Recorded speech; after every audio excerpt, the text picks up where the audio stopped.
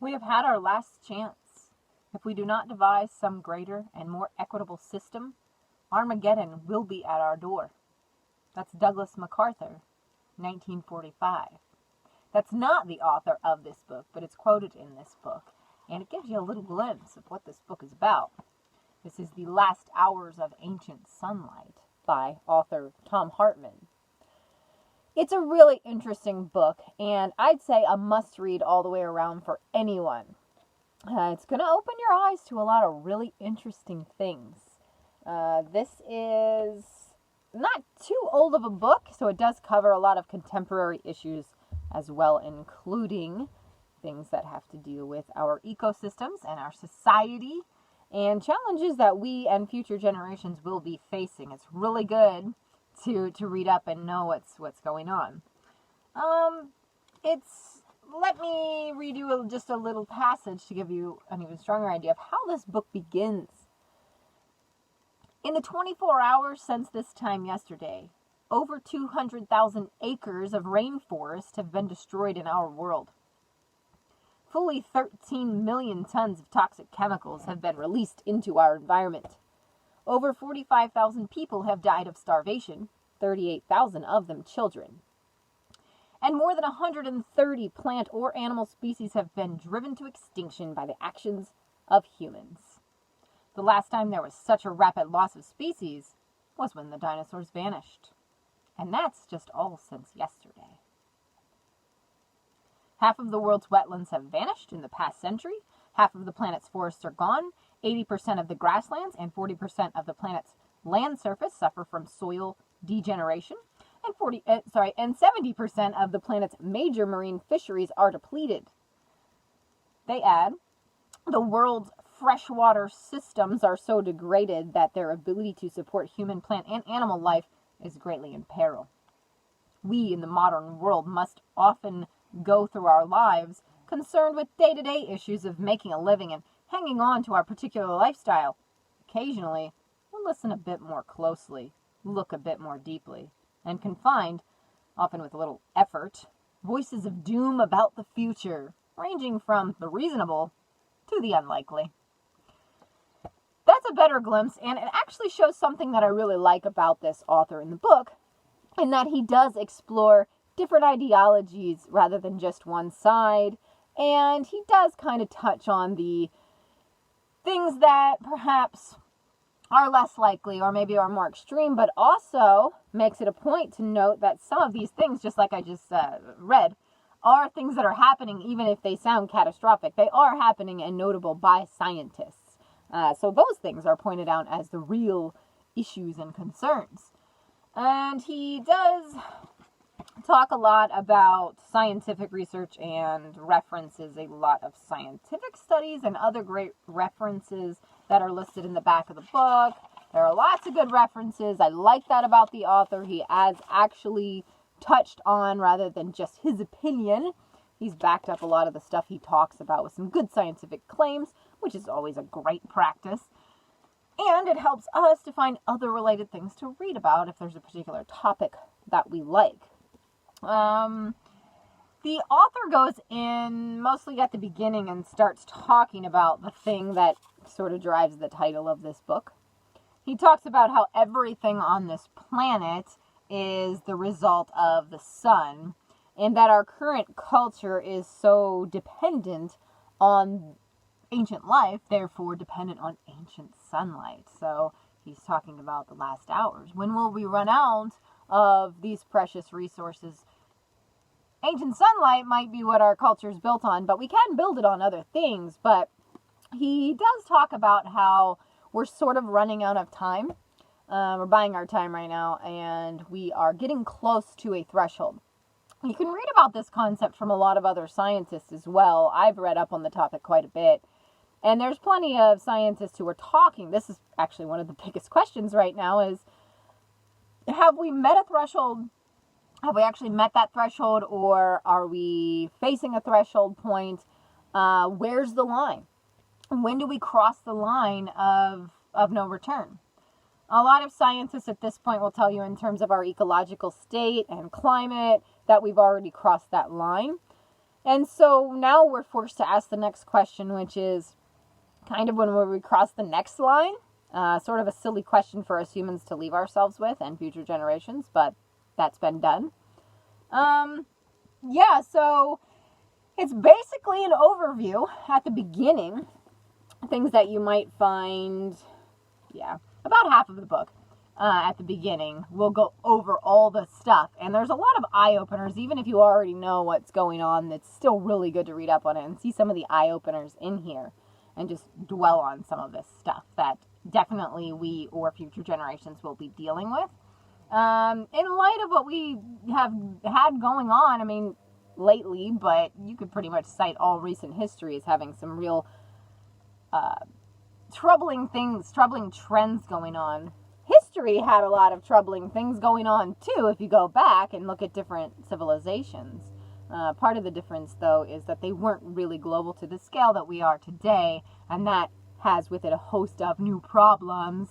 The human population and human density issues go along with that. He does touch on those things, and disease. Disease is a very big part of that, and as our population grows and lives the way we do, and that we converge in cities, that we have some serious issues, along with, exacerbated by, climate change and the diseases that will come with that. So we really can't ignore these issues, and that's why I think this is like a must read for everyone. There's lots of different books that talk about these types of topics, but this is a really good one, the way the author wrote it and the range of issues that it touches on, yet still not really that long of a book, something you could bang out pretty quickly. And that's the first half of the book. Another nice thing about this author is that the second half of the book is on solutions. Not everybody does this.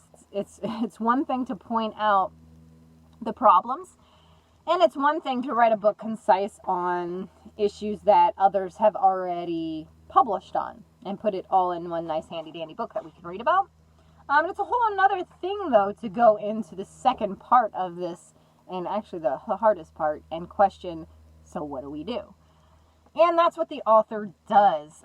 There's a lot of, I guess, kind of kudos to the natives and how they lived, and in a sense, to the simpletons. And obviously that's another reason why I would like this, because he talks a lot about how our mass consumption culture, it just can't go on. It's just, again, finite resources that we are working with here, and even if you don't think it's going to be really soon, it's eventual, and it's your children or grandchildren that may have to deal with the consequences of us continuing to use heavily these finite resources.